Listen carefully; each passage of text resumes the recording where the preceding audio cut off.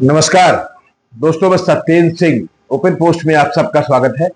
Open post में आज बात हम करेंगे बिहार की एक बार फिर से, और बात करेंगे कि बिहार के चुनाव में नरेंद्र मोदी और अमित शाह जो है लगातार किस तरह से फंसते जा रहे हैं, या भारतीय जनता पार्टी किस तरह से बिहार में फंस रही है। यह बात अब इसलिए बहुत इंपॉर्टेंट है क्योंकि बिहार से जो शुरुआती संकेत अब तक मिले हैं वो इस बात को साफ करते हैं कि भारतीय जनता पार्टी बिहार में एक सही स्ट्रेटजी नहीं बना पा रही है। दरअसल आज तक बिहार में यह बात कम्युनिकेट नहीं हो पाई कि भारतीय जनता पार्टी ने इस चुनाव के लिए एनडीए के चेहरे के रूप में नीतीश कुमार की घोषणा क्यों नहीं। अब इसको लेकर के समाज में चर्चाएं अलग तरीके से हो रही हैं कि भाई नीतीश कुमार वाकई ठीक नहीं है। भाजपा जानती है कि नीतीश कुमार के कमजोर चेहरे को सामने रखकर चुनाव नहीं लड़ा जा सकता, या नीतीश कुमार को बिहार के भविष्य की जिम्मेदारी नहीं दी जा सकती, इससे भाजपा बचना चाहती है, तो कोई कमिटमेंट नहीं करना चाहती है। फिर सवाल उठता है कि नीतीश कुमार जिस तरह से अपनी पार्टी को और अपनी राजनीति को बचाने की कोशिश कर रहे हैं वो क्यों फंसे हैं, क्या कुछ गड़बड़ है, कहीं कुछ फंसा हुआ है। ये सारे सवाल बिहार की जनता के बीच में, और इसका असर बिहार में चुनाव में निश्चित रूप से पड़ेगा, क्योंकि आमतौर पर जनता के बीच में चट्टी चौराहों पर इस बात की चर्चा है, और खासतौर पर जो नीतीश के अपने समर्थक हैं उनके बीच में मैसेज जा चुका है कि भारतीय जनता पार्टी नीतीश को मुख्यमंत्री नहीं बनाना चाहती है। और बिहार जैसे प्रदेश में जहां सामाजिक न्याय की राजनीति इतनी मजबूत है, वहां पे सामाजिक गोलबंदी बढ़ सकती है और भारतीय जनता पार्टी की दिक्कतें बढ़ेंगी। अब भाजपा ने इसका लेकिन फार्मूला निकाला है कि भाई ठीक है कि भाजपा के तमाम सारे नेता अपनी पर्सनल बातचीत में कह देंगे कि नीतीश मुख्यमंत्री बनेंगे, यहां तक कि पासवान भी बोल देंगे कि हमारी पार्टी तो नीतीश को ही मुख्यमंत्री बनाएगी। लेकिन सवाल उठता है कि भारतीय जनता पार्टी जब तक इस बात की घोषणा नहीं करेगी कि मुख्यमंत्री पद का उनका चेहरा कौन होगा, तब तक जनता के बीच में यह सवाल हल नहीं होगा, और इस कंफ्यूजन का भारतीय जनता पार्टी को नुकसान होगा ही होगा। दरअसल ये पूरी की पूरी स्ट्रेटजी जो बिहार में बनी है उसके बारे में कहा जा रहा है कि ये स्ट्रेटजी अमित शाह और नरेंद्र मोदी की है। अमित शाह बिहार ही नहीं बल्कि देश के तमाम हिस्सों में भारतीय जनता पार्टी को मजबूती से खड़ा करना चाहते हैं। महाराष्ट्र में वो इस बात की एक सफल कहानी गढ़ चुके हैं, अब बिहार में गढ़ना चाहते हैं। एक तरह से उनका एक एडवेंचरिज्म है जो अमित शाह और मोदी का एडवेंचरिज्म है। तो लेकिन सवाल है कि क्या अमित शाह बिहार में सफल हो जाएंगे। भाजपा का ये आकलन की जो एनडीए का मतदाता है, जो अतीत में भाजपा नीतीश कुमार के साथ में मिलकर वोट करता था, क्या वो पूरा का पूरा मतदाता जो है भाजपा ट्रांसफर करा लीजिए पक्ष में। क्या नीतीश कुमार के जो मतदाता है जो सामाजिक न्याय के सवाल पे जुड़े हैं वो भाजपा के साथ सोशल इंजीनियरिंग के नाम पर जुड़ जाएंगे। भाजपा की अपनी भी दिक्कतें हैं कि भाजपा के पास बिहार में इस वक्त कोई चेहरा नहीं है। भारतीय जनता पार्टी के जितने बड़े चेहरे थे, चाहे वो सम्राट चौधरी हो या मंगल पांडे हो या वो जायसवाल जी हो जो प्रदेश अध्यक्ष हैं, सारे लोगों की छवि कमजोर होगी। प्रशांत किशोर ने सबको निपटा दिया है। तो भाजपा ये चुनाव लड़ कैसे रही, भाजपा चाहती क्या, ये लोग नहीं समझ पा रहे। निश्चित रूप से भाजपा के पक्ष में जो बिहार में जो उनका ट्रेडिशनल वोटर है, जो अपर कास्ट का है, वो पूरी तौर पे गोलबंद दिख रहा है। शुरुआत में ऐसा लगा कि प्रशांत किशोर बड़ा डेंट करेंगे, अब वो डेंट शायद उस तरह का नहीं है, क्योंकि प्रशांत किशोर की राजनीति में इमोशन नहीं है, इमोशनल कंटेंट नहीं है। और भारतीय जनता पार्टी की जो इमोशनैलिटी है वो कहीं ना कहीं जो उनका जो सवर्ण मतदाता है जो 10-12-11% का है, उसमें भाजपा की अपनी पकड़ बनी हुई है, निश्चित रूप से बनी हुई है। अभी भी भाजपा मजबूत है, तभी तो भाजपा ने 49 सीटें जो हैं 101 में से सवर्णों को दिया। लेकिन सवाल है कि भारतीय जनता पार्टी को अगर नीतीश कुमार की कॉन्स्टिट्यूएंसी का वोट नहीं ट्रांसफर होगा पूरी तौर पे, अगर वो 15-20% भी छिटक जाता है, तो भाजपा के लिए या एनडीए के लिए इस चुनाव में सीटें निकाल पाना मुश्किल होगा। यहाँ तक कि भाजपा को अपनी पुरानी सीटें जो 2020 में निकली है उतना भी पाना मुश्किल हो जाएगा। कुछ लोग तो यहां तक कह रहे हैं कि भाजपा 50-55 के आसपास जा सकती है अगर हालात ऐसे ही बने रहे। निश्चित रूप से नीतीश कुमार का नुकसान होगा, लेकिन नीतीश कुमार का नुकसान करके भाजपा को मिलेगा क्या, यह बात भी लोगों की समझ में नहीं आ रहा है। और अगर ये कंफ्यूजन बना रहता है, आज हम जब आपसे बात कर रहे हैं तो 6 तारीख को चुनाव है, 4 दिन बचा है कैंपेन में। पहले राउंड के कैंपेन के पहले ये बात पूरी तौर पे कंफ्यूजन के रूप में है। जैसा कि अभी आपने देखा कि 2 दिन पहले जो है भारतीय जनता पार्टी या एनडीए का जो घोषणा पत्र आया, अब घोषणा पत्र का जिस तरह रिलीज किया गया, उस घोषणा पत्र के रिलीज के बाद कुछ सेकंडों के अंदर सारे नेता चले गए। वो नड्डा साहब से लेके अमित शाह से लेकर के पासवान से लेके सब लोग चले गए। मीडिया के सवालों को एड्रेस करने के लिए भी नीतीश कुमार नहीं बैठे। लोगों को यह बात समझ में नहीं आई। निश्चित रूप से घोषणा पत्र अलग विषय है कि घोषणा पत्र कितना अच्छा है, उसमें मुद्दे जो उठाए गए हैं वो कितने कारगर होंगे, लेकिन सवाल है कि जब घोषणा पत्र ले आया था आपने तो आपसे सवाल पूछे जाते। सवाल है कि भाई भारतीय जनता पार्टी या एनडीए या नीतीश कुमार अपने 20 साल का हिसाब नहीं देना चाहते, एक तो ये सवाल है। अब लोग पूछ रहे हैं कि भाई ऐसा है क्या। कुछ लोग तो ये भी कह रहे हैं कि नीतीश कुमार को मीडिया के सामने देर तक नहीं रखना चाहती भाजपा या एनडीए, या उनकी तबीयत ठीक ना हो, कुछ तो गड़बड़ है। ये सारी चीजें कंफ्यूजन के लेवल पे नीचे जा रही है, और ये बड़ा सवाल है कि अगर इन कंफ्यूजन को हल नहीं किया, भारतीय जनता पार्टी ने कुछ बड़ी घोषणा नहीं की, तो उनको चुनाव में बड़ा नुकसान हो सकता है। खास बात तो यह है कि इस बार चुनाव में बेसिकली तेजस्वी यादव ने जो है बिहार में कुछ बड़े मुद्दे बड़े एस्पिरेशनल ढंग से उठाए, और तेजस्वी यादव बहुत मजबूती के साथ सामने खड़े हैं। उनकी राजनीति काफी मजबूती के साथ खड़ी है। यहाँ महागठबंधन ने अपनी जो एकजुटता दिखाई है तेजस्वी के साथ, वो बड़ी मजबूत दिख रही, और पूरा का पूरा बिहार को चुनाव जो है इस वक्त अमित शाह नरेंद्र मोदी ने अपने साथ अपने सर पे ले रखा है।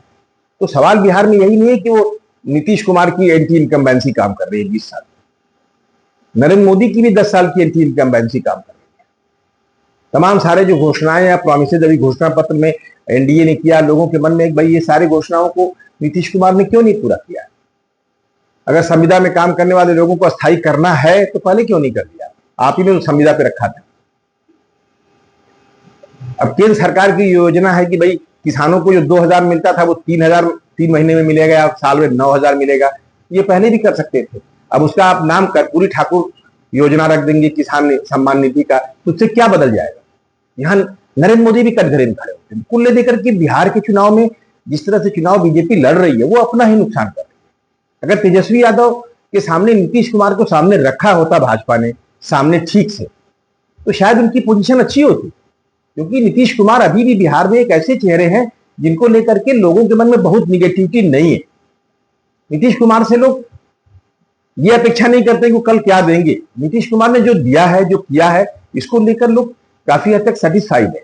नीतीश कुमार की छवि गढ़ी गई बिहार में कि नीतीश कुमार ने बिहार को बदला है 20 साल में। तो कितना बदला है ये अलग कहानी है, लेकिन जिस तरह से मीडिया ने भी पेंट किया कि नीतीश कुमार के 20 सालों ने बिहार को पीछे के जंगल राज से बाहर निकाला। अब आप जंगल राज की रोज कहानी कर रहे हैं, जंगल राज के लोग भूल गए। नीतीश कुमार लोगों की ताजा मेमोरी में बदलते बिहार के नायक थे वो। अब तो या तो नीतीश कुमार के साथ प्रॉब्लम है, या गठबंधन में प्रॉब्लम है, या नीतीश कुमार के साथ कोई अंडरस्टैंडिंग है बीजेपी की। ये सारे सवाल लोगों को परेशान कर रहे हैं, और अगर ये सवाल ऐसे ही परेशान करते रहे तो भारतीय जनता पार्टी और नीतीश कुमार दोनों के लिए चुनाव मुश्किल होगा। हालांकि माना जा रहा था कि प्रशांत किशोर के आने के बाद बिहार की राजनीति में बड़ी गोलबंदी होगी, और शायद एक तीसरे फैक्टर के रूप में प्रशांत किशोर बड़े प्लेयर हों। कुछ लोग इस बात को कहते थे कि प्रशांत किशोर अगर अच्छी सीटें निकालते हैं तो एनडीए की बड़े एलाई बन सकते हैं, लेकिन अब तो स्थितियां बिल्कुल बदल गई है। प्रशांत किशोर बिहार में उनकी लड़ाई इतनी कमजोर हो गई है कि वो खुद कितनी सीटें निकाल पाए या कह पाना मुश्किल है। यहां तक कि वो खुद मीडिया के साथ बात बात में उलझ जा रहे हैं। एक तरह की निराशा दिख रही है प्रशांत किशोर के साथ, और प्रशांत किशोर को भी यह बात समझ में आ रही है कि भाई बिहार में जो है राजनीति जो है वैचारिक गोलबंदी के साथ हो रही है, और उसमें प्रशांत किशोर का जो मोमेंटम बना था वो कहीं न कहीं कमजोर पड़ गया है। तो प्रशांत किशोर भी कोई बड़ी भूमिका में नहीं होंगे जो भाजपा की सरकार बनाने में काम आ जाए। तो सवाल है कि भाजपा कर क्या रही, क्या कुछ फंसा हुआ है। यह तो हो गया बेसिकली स्ट्रेटेजिक जो भाजपा की प्रॉब्लम है। भाजपा की एक और प्रॉब्लम है, संघ परिवार जमीन पर नहीं दिख रहा है। दरअसल लोकसभा चुनावों के बाद नरेंद्र मोदी और अमित शाह चुनाव प्रचार करने के लिए हरियाणा और महाराष्ट्र में उतरे थे, लेकिन बाद में नरेंद्र मोदी ने मैदान से अपने को विड्रा कर लिया। चुनाव की जिम्मेदारी हमेशा अमित शाह के कंधों पर रही, और संघ परिवार जमीन पर उतर गया। और दोनों जगहों पे ऐसा लगा कि संघ परिवार ने जो है बड़ी मेहनत की, और संघ परिवार ने सोशल इंजीनियरिंग करके समाज में एक नई राजनीतिक गोलबंदी कर। तो यहाँ वो भी नहीं दिख रहा है, संघ परिवार के लोग भी नहीं दिख रहे हैं। शायद कुछ लोग तो ये भी कह रहे हैं कि भाई संघ परिवार चाहता है कि नरेंद्र मोदी और अमित शाह अपनी औकात नाप लें, अपनी हैसियत का अंदाजा लगा लें। तो ये बहुत सारे सवाल बिहार के इस चुनाव में फंसे हुए हैं, और भाजपा वहां बिल्कुल फंसी है। वो मुद्दों का सवाल हो, उनकी स्ट्रेटजी का सवाल हो, वो दोनों मोर्चों में फंसे हुए। आज कैंपेन के स्तर पे भी आप जाइए तो भारतीय जनता पार्टी लगातार जंगल राज और लालू यादव को जंगल राज को लेकर चुनाव प्रचार कर रही है, या वो बेसिकली लालू परिवार पे हमलावर है। लेकिन तेजस्वी यादव ने जो अपनी स्ट्रेटजी बनाई है उसमें वो बात कहीं जुड़ती ही नहीं। तेजस्वी यादव एक नए चेहरे हैं, उनका उस अतीत से कोई रिश्ता भी नहीं है। जब जंगल राज रहा होगा या नहीं रहा होगा, उस काल में वो बच्चे थे। तेजस्वी यादव बिल्कुल नए सपनों के साथ नए सपने गढ़ रहे हैं लोगों के बीच में। भाजपा का जो हमला है वो काम नहीं कर रहा है, लेकिन भाजपा अभी भी अपनी स्ट्रेटेजिक पोजीशन बनाए हुए है। अभी भाजपा ने जो प्रॉमिसेस किए हैं बिहार में अपने घोषणा पत्र में, या एनडीए ने जो प्रॉमिसेस किए उसमें लोगों को कुछ भी नया नहीं लगा। लोगों को लगता है कि या तो आधा तेजस्वी यादव के दबाव में है, तेजस्वी यादव की घोषणाओं का, जिसमें उन्होंने हर परिवार को नौकरी देने की बात की, या फिर वो संविदा पे काम करने वाले लोगों को स्थायी करने की बात की, या फिर उन्होंने महिलाओं को जो है हर महीने 2,500 देने की बात की, उसके बदले में आपने ये सारी घोषणाएं कर दी। 1 करोड़ नौकरियां देंगे, संविदा पर काम करने वाले लोगों को स्थायी करेंगे, या फिर आपने बताया कि भाई बिहार में जो है कौशल को जो है एनालाइज करने के लिए, जानने के लिए कमेटी बनाई जाएगी और उससे पता करेंगे, फिर कौशल बेस्ड रोजगार दिया जाएगा। सारी बातें तेजस्वी यादव कर चुके थे। आपने घोषणा कर दी तमाम सारी जातीय समूहों में जो लोग हैं, उन जातियों को, लोगों को कुछ आर्थिक सहयोग करने के लिए तेजस्वी यादव अपनी घोषणा पत्र में पहले कह चुके थे। भाई लोहार, बढ़ई, कुम्हार या इस तरह की तमाम जातियों के लोग हैं जो ट्रेडिशनल काम धाम में हैं, उनको जो है महागठबंधन उनको आर्थिक सहयोग देगा, उनको फंड करेगा, वित्तीय सहयोग देगा, जिससे वो अपने काम धंधे को आगे बढ़ा पाए। आप भी उसी बात को रिपीट करते हैं। तो कुल दे के लगा कि भाई तेजस्वी यादव ने बिहार में एक नया मोमेंटम क्रिएट कर दिया, क्योंकि आप पावर में थे, आपने तो किया भी नहीं अब तक। उस मोमेंटम का दबाव आप पे है। कल तक आप तेजस्वी यादव के घोषणा पत्र का मजाक उड़ा रहे थे, अब सारे के सारे प्रॉमिसेस खुद वही आप उठा के कर रहे हो, तो लोगों को समझ में नहीं आता। इसका मतलब है कि जनता के बीच में मैसेज जा रहा है कि तेजस्वी यादव जो मुद्दे उठा रहे हो बिल्कुल सही है, बहुत कारगर है। हालांकि उन तेजस्वी यादव जो सोल्यूशन बता रहे हैं उसके लिए फंड कहां से आएगा, बिहार के बजट में क्या व्यवस्था है, अलग कहानी है। लेकिन लोगों को लगता है कि वो सोल्यूशन वही है, क्योंकि वो भाजपा या एनडीए ने भी बताया कि सोल्यूशन वही है, आप भी उसी रास्ते पे। तो कुल देकर के इस चुनाव में पहली बार ऐसा हो रहा है कि भाई भारतीय जनता पार्टी मुद्दा नहीं उठा रही, अपोजिशन के लोग या तेजस्वी यादव महागठबंधन मुद्दा उठा रहे, उनके मुद्दों पर आप जवाब दे रहे हो या उनके पीछे चल रहे हो। तो भारतीय जनता पार्टी की पूरी स्ट्रेटजी बिहार में कहीं न कहीं फंसी नजर आ रही है। और सच्चाई तो यह है कि अगर बिहार उनके हाथ से निकल गया तो सारा ठीकरा अमित शाह और मोदी के सर फूटेगा, और इससे अमित शाह और मोदी की दिल्ली की राजनीति पर गहरा असर होगा। आज तो उनकी राजनीति के बारे में कहा जा रहा है कि अगर वो चुनाव हारते हैं बिहार में तो दिल्ली की राजनीति हिल जाएगी, दिल्ली में उनकी ताकत कमजोर हो जाएगी।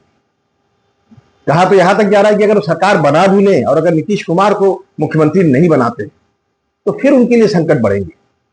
कल भारतीय जनता पार्टी नीतीश कुमार की पार्टी को तोड़ करके कोई सरकार बना ले तो भी भारतीय जनता पार्टी के लिए दिल्ली में मुश्किलें बढ़ेंगी, उनकी अपनी क्रेडिबिलिटी का सवाल है। माने अमित शाह और मोदी के लिए संकट बढ़ेंगे बिहार चुनाव के बाद। बिहार चुनाव में उनके फैसले इस तरह से फंसे हुए हैं, क्या कुछ गलतियां वो लगातार कर रहे हैं, और यह बात समझ में नहीं आ रही कि भारतीय जनता पार्टी या अमित शाह, नरेंद्र मोदी इस तरह गलतियां लगातार क्यों कर रहे हैं, उसके पीछे क्या स्ट्रेटजी है। या ओवर कॉन्फिडेंस है जिसमें आमतौर पर कुछ लोग मारे जाते हैं, बड़ी लीडरशिप के लोग फंस जाते हैं इसी बात पे। क्योंकि बिहार का चुनाव अब जनता के बीच में जो चर्चा है उस जमीन पे साफ तौर पे यह कंफ्यूजन लोगों को दिख रहा है।